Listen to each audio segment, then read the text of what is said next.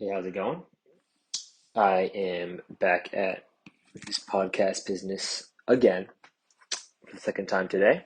The first podcast is getting actually generally very positive feedback, and I'm very happy about that. So I'm trying to keep a good vibe going by diving into the second one mere hours after the first. I still have thoughts, I can still talk, so we're going to continue that. I apologize to my sister. She thinks I'm posting too much, which is probably true. But sorry, Molly, I'm very bored. I'm just so bored. I have to find a way to fix my boredom. So that's just, I think this is the least harmful way to do so. So that's why I'm continuing the podcast. Um, yeah. So today I think I'm gonna talk, or this evening I'm gonna talk about playing was what Olympics, golf, a little bit of Paul Skeens again. It's an update, Paul Skeens update. I was going to talk about the founding fathers and the Constitution a little bit. Special guest, that's a surprise. You'll see. Um, and yeah, that was about it. Um, I was gonna gossip too with the special guest, so that'll happen. But yeah, I'm trying to think if I had an intro plan, which I did not. I guess I'll start with life updates that I didn't finish last time. I've been golfing a lot. If you don't care about my life, you can skip this. It'll be like 2 minutes. I've been golfing a lot. I shot a 45 today, which is good for me. You know, threw like two clubs, and it's not like a throw like I'm angry. It's like I let go after the swing because I don't love the shot shape. But it was never like an angry throw. I did snap my 5 iron on like Thursday, so that was a big wake up call as to my anger management issues, and I've been a lot better since then. And yeah, also side note, unrelated though, if anyone has a lefty 5 iron just lying around in their house that they want to get rid of, I'm happy to take because something happened. Um, so besides that, I don't know. I've been just chasing a bag, like truly. Like I'm hustling, I'm grinding, I'm on my grind set. I'm in my Jeff Bezos era, one could say. So, all you broke motherfuckers who like to sit in your couch and clock into your 9 to 5 or 10 to 3 for some of you, and you know, claim you have a job, but truthfully, it's just a way for you to get out of the house and, pretend you have a life. For all of you people like that, I won't name names, Declan Watson, um, I'm chasing a bag. I have more income than you. I guarantee you it. And yeah, um, so yeah, a quick message to the haters. But yeah, I think I'm gonna dive into an ad break real quick, and then we'll get started with the pod. This podcast is sponsored by Passive Free. Passive Free is a clever but easily used bottle feeding system for babies from ages 2 to 12 months. Its founder is Gregory Flynn from Stoneham, Massachusetts. He is promoting his company called Passive Free. This is a Shark Tank presentation. Sorry, I am raw dogging this PowerPoint. I haven't looked at it, but yeah, it looks like it's like a way to feed your baby. I don't know how it works. This is just it's off air. The commercial was taken off air for being too cool and taking away attention from on air shows, as well as overwhelming our call center. So, it's very popular. It retails for $49.99. Its employees make a respectable $25.75 an hour, which is $7.75 more than Connor Murphy makes. A bunch of revenue plans. I can't tell if this is a real company. This actually might be real, because he has like legit revenue plans. Oh, I see the design. Okay, so it's literally just a like a okay, this is kind of I don't know how to say this right, but it's to me just like it's a bottle and there's like you suck on the bottle like it's a bottle. He invented a feeding bottle, so that's cool. Unfortunately, I think that's already invented, but good for you, Gray. And yeah, so check out Gray's baby bottle. Yeah. Hey, how's it going? Um, I'm back at it again. It's early on a Tuesday morning, and this is all recorded after the intro segment and the closing segment were recorded last night. And the original middle segment was a conversation between me and Connor Murphy, a friend of mine, or an acquaintance of mine that some of you may know. However, I did mess up the audio on that entire segment, and it is now all useless. So, you know what? You live and you learn. We've all had tougher days than that. A day like, for example, 9/11. That was probably a tougher day than yesterday. But yeah, onwards and upwards. So I'm going to roll through some of the topics that I touched on with Murph. The first of which was the Olympics. We were talking about the Olympics. He went on some rant about the women's basketball team. I'm not going to go into detail about what he said. But I had a point about the seemingly devaluation of what an Olympian is, because they keep just making up these sports that don't feel that legit. I just feel like, when you turn on the TV and you see kayak racing, it kind of raises questions where it's like, well, how many people actually have tried kayak racing? So are we sure these people are like the best in the world at it? I probably could name 0 people who have ever seen kayak race. So the fact that it's an Olympic sport kind of surprises me. So that was one of my takes on the Olympics, is that just, if we could shrink the scope, and I understand that it's a great moment for everyone, and like, oh, you want to be an Olympian, but like, there's just a lot of sports, and some of them, I feel like they make up for the sole purpose of getting more Olympians, which I think kind of devalues the prestige that being an Olympian is. Like if you're, LeBron James, or if you're on the U.S. men's gymnastics team, and you turn to your left and it's a guy who balances things on his nose. That's like his like sport. And he's like, oh, hey, how you doing? We're the same. And you're like, well, we're not really, because I'm a real athlete and you are, a software developer at IBM who does this on Tuesday nights, and you're the only guy who does this. So that's why you're an Olympian. So that's just sort of my quick take on that. I mean, obviously, these people are very impressive. I can't do what they do. Well, maybe I could. I haven't tried, but I probably couldn't do what they do. And I'm an old crank at this rate.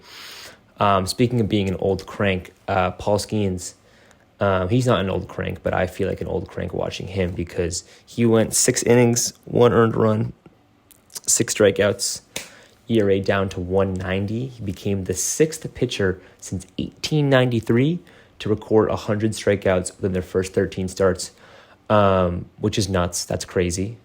1893 is a long time ago, and only 6 people have done what Paul Skeens is doing. So, yeah, it pains me. It pains me. I hope he drove home today and like he tried to like get his leftovers out of the fridge, and they all just like fell on the floor, and he just like couldn't eat tonight. Like that's what I hope happened to Paul Skeens, because I really can't stand how well he's doing as a person who is younger than me. But that was my quick Paul Skeens sidebar. I think that's all I had to say with the Olympics. Men's gymnastics, watched a little bit of that last night. That there's one Asian guy who is just so like small and compact. He reminds me of Nick DiGiulio. Shout out Nick. I think he's 5'1", and he's just like flips like you wouldn't believe. It's like the guy from Ocean's 11 that they had do they put in like the box, and that guy like did like he like unlocked the vault or whatever. That's what he reminds me of. His name's like Asher Hong or something like that. But yeah, good for the U.S. men's team. They got a medal, which apparently is a good thing for us. Kind of feels like a loser mentality to shoot for bronze, but we're a far cry from World War II America, where we wouldn't have taken shit from China and Japan like we do now, apparently. But enough of that. Murph and I also talked about golf for a little while, probably for too long, so I'm actually not too upset that it got deleted because we talked about golf for like probably 25 minutes. I can give you brief headlines. U.S. golf team. We did a little Phineas and Ferb analogy so that people could understand who they are. So I think this is Murph's segment. He called Scotty Scheffler Phineas. He called Xander Schauffele. He called him Perry the Platypus. He called Wyndham Clark Balloony, like the Doofenshmirtz friend. And he called Colin Morikawa Baljeet, which I didn't really understand, and Murph didn't really elaborate. So, also Murph gave his bottom 5 countries, bottom 6 countries. The Murph's sixth least favorite country is Russia, and I think his bottom 5 in no order were France, North Korea, India, Pakistan, and Bangladesh, which seems targeted, but it's his list. I'm not going to make a comment about it, but good for him. What else did we talk about? He thinks that Bryson DeChambeau should be in the team. I brought up the point that he plays in a fraud league. Murph short-circuited and kind of just stopped talking at that point. We talked about Declan. Shout out Declan Watson. His golf game where he does this thing where he lies, when he just plays, and he just is like, oh, I shot a par there, when you saw him take 7 shots out of the rough, and you're like, well, was this a par 11? Because I must have missed that when we teed off.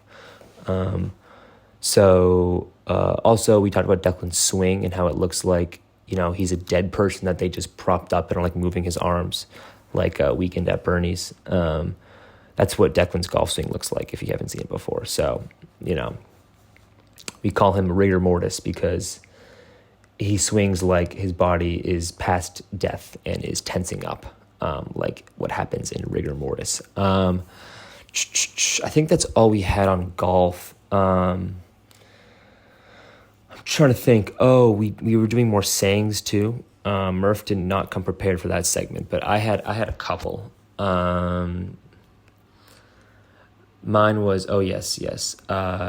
This is a play on a different saying that it's like an old saying, and the saying I'm playing off of is "Don't throw out the baby with the bathwater," which is a saying that basically says, hey, if you're trying to get rid of something bad, don't throw out the good with it. Like, don't throw out the baby with the bathwater.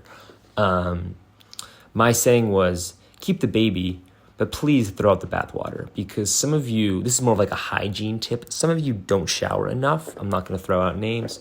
I could throw out names, but I'm not going to. Please shower once in a while. Please brush your teeth twice a day. Floss at least once a day, twice ideally. Practice good hygiene, because some of you don't. I remember some unnamed friend was like, hey, I just don't brush my teeth one time to me. And I said, what? Excuse me?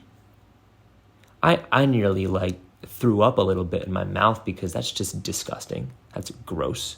You're going to be like George Washington, when he had lamb teeth in his mouth when he died, because you are disgusting. And I had another saying from the shower this morning, but I now forget it completely. I didn't write it down. Rookie mistake. saying from Justin Pond that I like is, I'm going to make January 6th look like a kid's birthday party. That one was funny. I like that. Really gets the point across in a very strong way. And I'm gonna kick myself because I can't remember for the life of me what the other one was that I had. But you live and you learn. You live and you learn.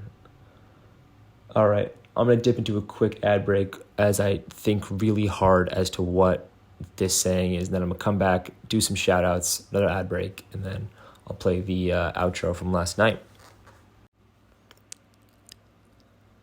Do you want an ad on the podcast? Reach out to me. I take Venmo, Cash App, favors, golf balls. I take many forms of payment. Gray Flynn paid me $10 and got hit a nice 2-minute ad spot. So my rates are very reasonable. Prices are negotiable. So yeah, reach out to me if you'd like an ad to promote really anything. I have no boundaries, no moral code there. So if you want to promote, I'll promote anything. No shame. So yeah, reach out. Hey, how's it going? We are back at it. I couldn't think of the other saying that I had, so mad about that. Apple just asked me to review voice memos, like they don't just download it on your phone when you buy it. I don't know why they need good reviews, but I said not now because if you're good at something, never do it for free. Real quick, I saw an Instagram post last night from Noah Swisher. If you don't know who Noah Swisher is, he is a recent UVA graduate. He was in Club Swim. He was and really hurts to say this. Club Swim has this thing where they have these like swamilies essentially that are like just smaller groups inside a bigger group to help you connect with various members of the community in a more intimate sense. But you refer to some of the elder members in your swamily as your swatty, as in daddy with an SW at the front. So Nick, not Nick, whatever his name was, I forget his name. Nick Swisher. No, Nick. Is his name Nick? Nick Swisher's a Yankees player. I forget his name. The Swisher kid. Noah Swisher. Sorry. Wow. He was my swatty. Wow, that was bad. I just forgot his name. I need to get my brain checked out. Okay. Jeez. Okay. So back to Noah Swisher. He is a Disney adult, which I didn't think were real, actual things that you saw off the internet. But no, the Noah Swisher is one. And he recently posted a photo of him and his family at Disney. And at first I was like, where's Noah Swisher in this photo? And it turns out that he is the guy that is in the Goofy costume, like Goofy from Mickey Mouse Clubhouse. He was inside the Goofy costume taking a photo with his family. And this is where the peak hater will come out for me because on one hand, good for him. He's found something he enjoys. He probably loves his job. And his family probably loves him and is so proud of him that he found something that he loves. The hater in me is like, wow, his parents were probably like, we spent like $150,000 on this kid to go to college, and now he's making $16.50 an hour dressing up as Mickey at Disney World. Ooh, that would be a tough one for me to take. I might, like this is a college educated human being who does like dances like in like the sweltering heat in Orlando, Florida. That would be a tough one to swallow if I were his parents. Like that's just, man, oh man, I might have to take some deep breaths before I hop on a call with him and he tells me about how, he got the biggest toy at the arcade this week. And no, he doesn't have, he can't make rent this month, but,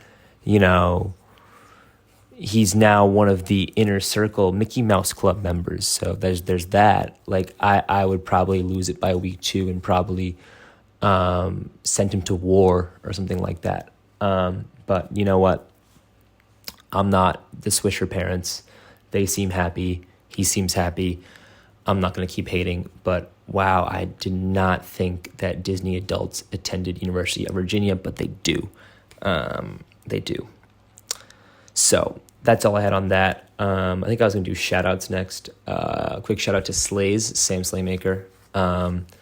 He texted me about sending him, he made me send him my podcast link because he's quote-unquote off Instagram.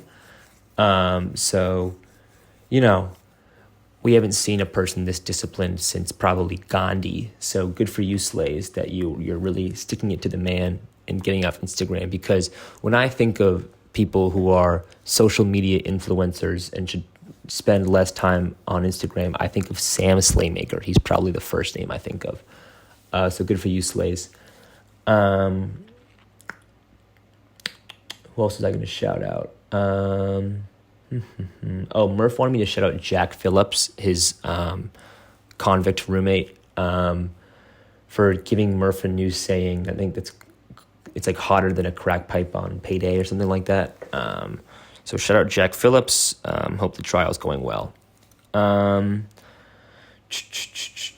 What else?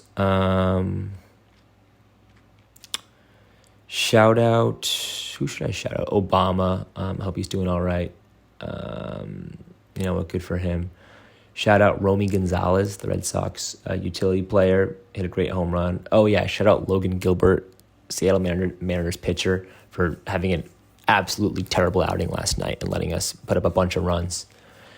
And shout out Jazz Chisholm. If you don't know who Jazz Chisholm is, he's a former Marlins, current Yankees player who was recently traded from the Marlins to the Yankees. And I don't love Jazz Chisholm, but he gets a lot of hate because he was on the cover of MLB The Show, which is like the Madden of baseball. And he wasn't good enough to be on the cover of MLB The Show. He was simply a player with some personality who had some potential, and the league was probably jumped the gun on trying to promote him.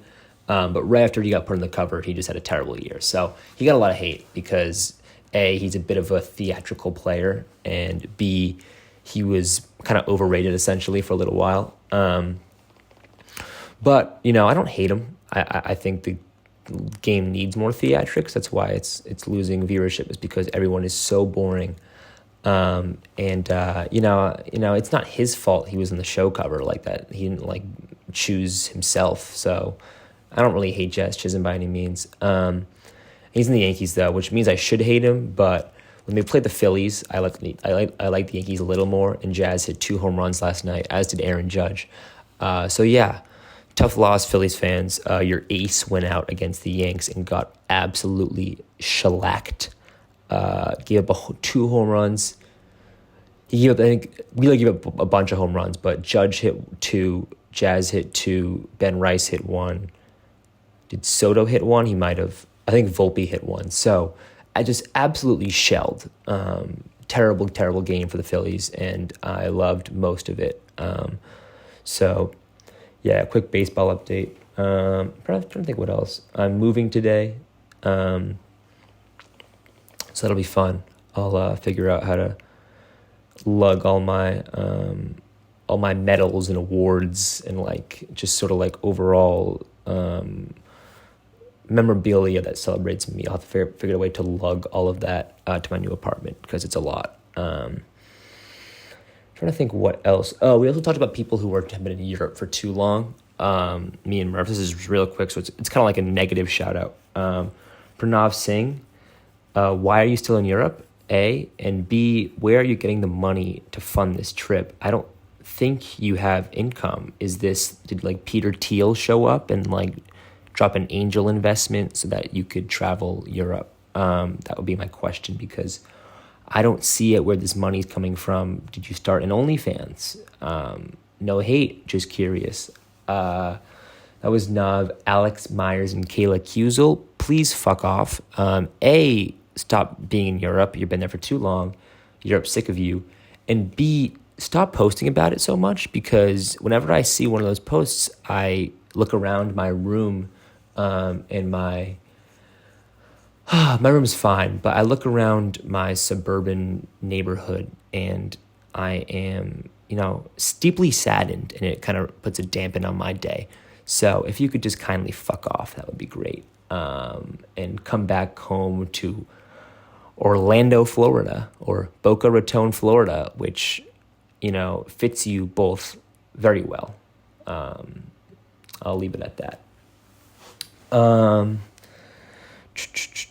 that's really all I had. I think I already shouted out Obama. So, yeah, you'll see here in the advert or ad break, and then it'll be an outro. I think I shout out Obama again on the outro, so he's getting a triple shout out today. But yeah, see you guys after the break. Are you ever alone at a night in Buffalo, New York? Probably not, because you don't go to Buffalo, New York. But if you ever happen to be there, there's a new bar opening up within the next decade. It's called Bill's Thrills. Its founder is Billy, Declan's friend. And yeah, I think the hours will be from, I believe it opens at 3 a.m. and closes at 11 a.m. So Declan and Billy will be awake the entire time, just talking and watching movies and drinking beer. You can come in, listen to their conversations, kind of get a little scared, be like, hey, you probably shouldn't say that, and then leave. Billy will be there. He'll be drinking. He'll be eating. His girlfriend will be there. She won't say anything, but she'll provide a vibe. And yeah, you can hear two guys talk about anything from race to sports to lies about their golf game. So yeah, check out Bill's Thrills opening in 2037. So yeah, check it out. Okay, thank you, Murph, for that. That was very interesting to hear your input, or his input on all of those topics. So yeah, um, after that quick ad break, we are back, and we're gonna do one last topic today, a little more, I think, intellectual than the golf and mostly golf actually that we talked about. So I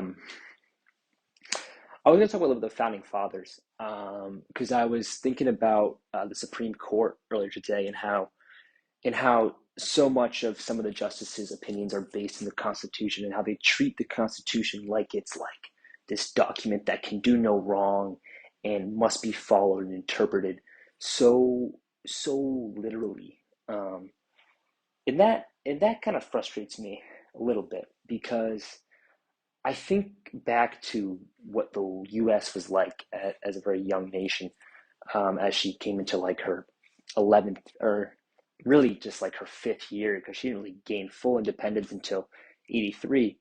And when the Constitution was written and ratified, um, the people that written and the founding fathers who wrote and ratified the Constitution were great men. They were extremely brave, extremely smart, extremely motivated. The reason they're the founding fathers. However, even they recognized when writing the Constitution that it's not going to be perfect. Things are going to change. We're going to have to like edit this thing. And the fact that it's so hard for us to edit the Constitution, the fact that some people in the modern day think we should interpret it as if we are still living in 1787 is kind of crazy. Is kind of crazy. Like, think about it, people. We were all farmers back then. They didn't have roads. Oh, they had roads. They didn't have like an economy. Everyone just like herded cows and grew grain. Like it was such a different country. We owned slaves back in the 1780s. It's so different than it is now. Um, but you know, we treat the Constitution like it was written last Tuesday, and it's not. Um, Another point is just how young the founding fathers were. When the Declaration of Independence was signed, I looked this up before I recorded this because I was really curious. Um, Alexander Hamilton was 21 years old. Aaron Burr was 20 years old. Um, who else? I think Madison was like 20. James Monroe was 18. Jefferson, the man who is credited with writing it, was like in his early 30s, which really isn't that old. Washington was a senior guy. He was like mid 40s. Ben Franklin was obviously like 70. But um, these were young men, really young men who were obviously very smart, very brave, very motivated, blah, blah, blah. But they were still young men. And imagine if you took a bunch of like college juniors and had them write group project, had them write like a document. First off, it would be ChatGPT writing the document. Second off, imagine you make that document the founding document for, I don't know, the biggest economy in the world. Like, just think about how crazy that would be. And that yet that's kind of what we did with the Declaration of Independence, and they were older when the Constitution was written. I understand that, but they were still so young. I mean, these are not people who have a lot of wisdom and have a lot of like experience or have any experience, to be honest. So that's really interesting to me, and how like they recognize it's definitely a quote by someone that they wanted it to be edited, the Constitution, but it hasn't been because people just think the founding fathers were these divine beings. Oh, that was another point. The comparison to like Jesus that happens with these early founding fathers, especially George Washington. I saw recently a photo of a painting of George Washington where he's painted in heaven as God, and that's so crazy to me that we did that. And it puts into perspective, those paintings you see of Trump. That's like he looks like God. People are like, oh, it's so crazy, but we've done it before. I think human beings, as human nature, we want to idolize our great ones, and we want to idolize, who we think is the best of us, who is George Washington. And I'm going to drop some takes about specific founding fathers that are kind of based in my opinion and may not be based in true fact. I could be dead wrong on some of these. So if I'm dead wrong, call me out. I'll apologize. But my opinion on George Washington was that he was a very principled, courageous, smart man who was a great military general. But I'm not so sure he was the politician that many give him credit for. I think there was a reason where he didn't feel like he was equipped to serve more than 2 terms. And it was great that he stepped down for 2 terms after 2 terms because that set a precedent. But I'm not so sure he was the shrewd politician that many think he is, because I think he was more focused on like war and stuff, less so the politics of it all. Um, I think that the more shrewd politicians that you see would be like someone like Alexander Hamilton. I think he was a kind of a genius in some ways, where he was, extremely smart. The national bank was an idea that I think he helped pioneer in the U.S., and it's what we do. Like, he was right. That's what we do because it was the best way to do it. Um, and I think James Madison was also a really, really intelligent man. He was the father of the Constitution. He really put that document together, I think, for a lot of it. Um, so yeah, I think those two were probably, in my opinion at least, the two intellectually the two most influential founding fathers. In my take, I think Thomas Jefferson gets a lot of credit for the Declaration of Independence, um, but I don't know. I think he gets a lot of credit for that, where it was sort of him writing it. It was sort of Ben Franklin writing it. And also, the Declaration of Independence, while it's a very important document in human history, it doesn't outline how to run a country. It outlines how to say, hey, we're no longer part of your country. Um, so it's less, I think, less impressive than what Madison did. I think that what Hamilton gets doesn't get enough credit for, is A, his political shrewdness and his intellect, but B, also the fact that he fought in the war. I think that doesn't get enough credit at all. Because Thomas Jefferson didn't fight in the Revolutionary War. He was in France or whatever. And people forget that. People forget that, when talking Jefferson versus Hamilton, that one of them actually fought in the war and showed the courage to stand up for his country, while the other one, decided to go to France and kind of like politic there because they probably didn't want to get shot and killed, or they probably didn't want to be in Valley Forge in the freezing cold. So I do have a lot more respect for Alexander Hamilton than I do for Thomas Jefferson, because several reasons, but one of them being that he actually fought in the war. that mattered so much. I don't think if I had any more takes. I mean, I think Hamilton did a great job, obviously, because the fact that we were going to take Hamilton off the currency when he was probably one of the most influential founding fathers. I think his downfall was the fact that he wasn't agreeable. People didn't like Alexander Hamilton because he was so aggressive, spoke his mind so strongly, and had unpopular ideas that were right, but they were unpopular. And his life ended in a duel because people didn't like him. So, I'm trying to think if I had more to say on that topic. I don't think I do. And I could be dead wrong. It could come out that Jefferson was the real genius and that Hamilton and Madison just rode off his coattails, but I don't think that's the case. I think it was a little bit vice versa. Um, that's all I had there. Life updates. Shameless plug. Follow my Instagram account, James at James Tries Things. Except when you spell tries, it's Trys, not IES. Thank you to Maxie for pointing out that I spelled that wrong. It was intentional. So please shut up next time. That was about it. I'm tired. It's late. I need to edit this and go to bed and do some ad reads. So I'm trying to think of any shout outs I have to make that I'm obligated to make. Shout out Obama, obviously. Yeah, shout out. I don't know. Yeah, shout out Obama. That's all I need to do. All right. Stay safe, guys.